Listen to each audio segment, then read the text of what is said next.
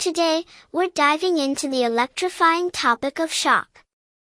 This is a life-threatening condition in which the body's tissues are poorly perfused. For example, the lung tissue not receiving adequate blood. For all cells to function, they need adequate oxygen to metabolize glucose and produce energy. If no interventions are put in place, it can lead to cell death, organ failure, and ultimately, death. Shock can be divided into distributive and non-distributive shock. The essential difference between distributive and non-distributive shock lies in the core physiological cause of inadequate tissue perfusion. For distributive shock, the main issue is massive vasodilation, or a loss of blood vessel tone, causing the body's vascular pipes to become too wide. This leads to a drastic drop in systemic vascular resistance. The available blood volume is insufficient to fill this expanded space, resulting in relative hypovolemia and low blood pressure.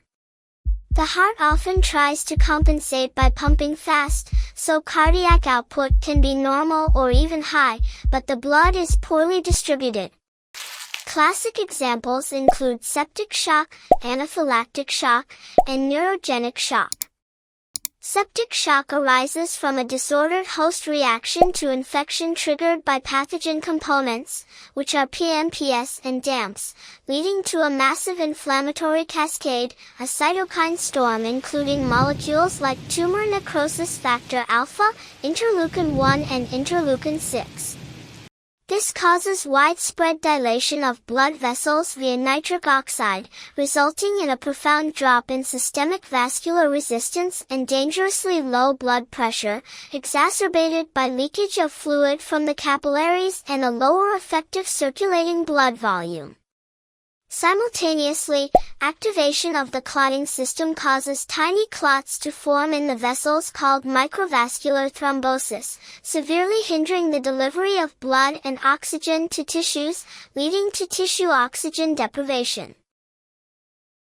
Anaphylactic shock is a rapid, life-threatening type 1 hypersensitivity reaction triggered by the binding of an allergen to IgE antibodies fixed on the surface of mast cells and basophils.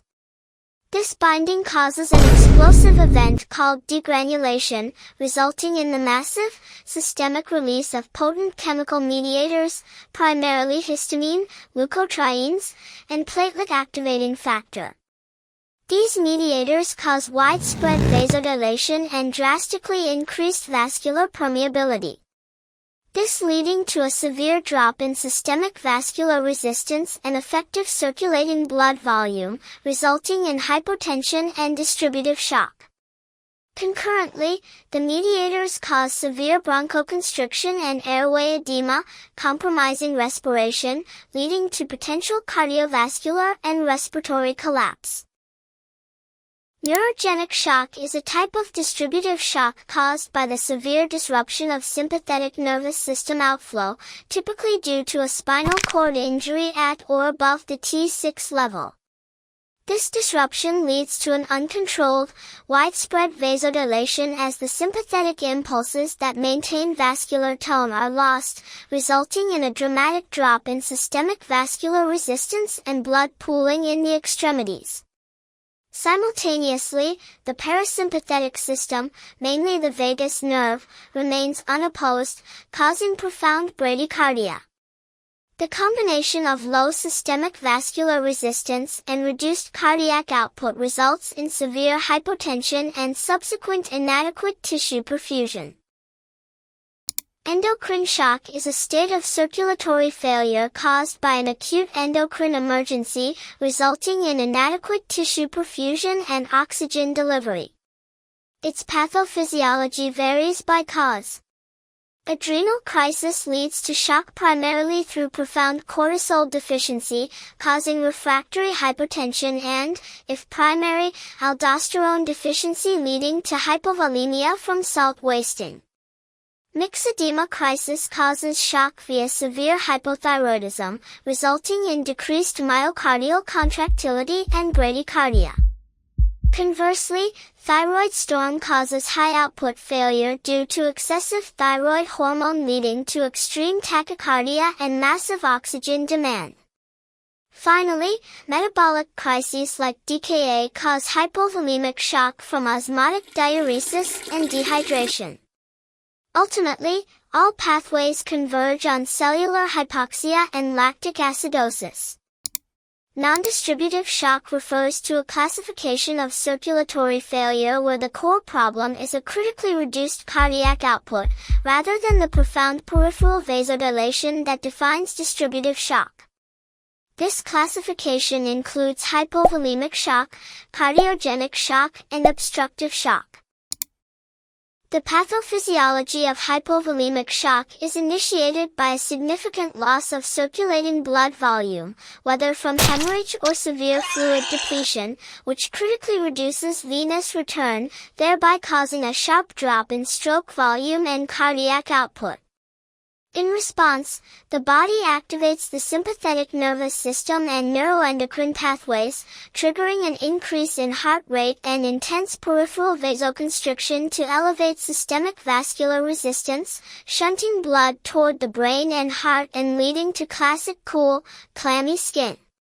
If uncorrected, inadequate tissue perfusion forces cells into inefficient anaerobic metabolism, leading to the accumulation of lactic acid and progressive metabolic acidosis, which ultimately compromises cellular function and leads to irreversible multi-organ failure.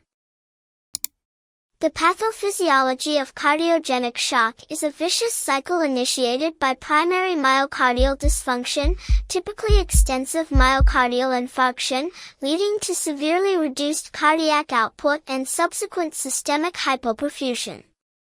The body's immediate compensatory response through the sympathetic nervous system and RAS causes maladaptive effects, specifically marked tachycardia and intense peripheral vasoconstriction.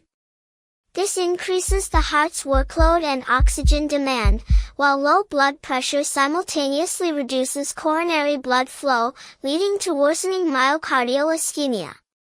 This cycle rapidly progresses to systemic inflammation and lactic acidosis, further depressing contractility and damaging vital organs, culminating in refractory hypotension and multi-organ dysfunction syndrome. Obstructive shock is caused by a mechanical barrier to central blood flow, severely limiting the heart's ability to fill or eject, thus critically reducing cardiac output. Key mechanisms include impaired diastolic filling seen in conditions like cardiac tamponade and tension pneumothorax, where external pressure compresses the heart or major veins, or obstruction of outflow as seen in a massive pulmonary embolism, which acutely elevates the right ventricle's resistance to pump blood into the lungs. This mechanical failure leads to hypotension and triggers sympathetic compensation, resulting in signs of shock, often accompanied by high central venous pressure, necessitating the rapid identification and relief of the specific physical obstruction for definitive treatment.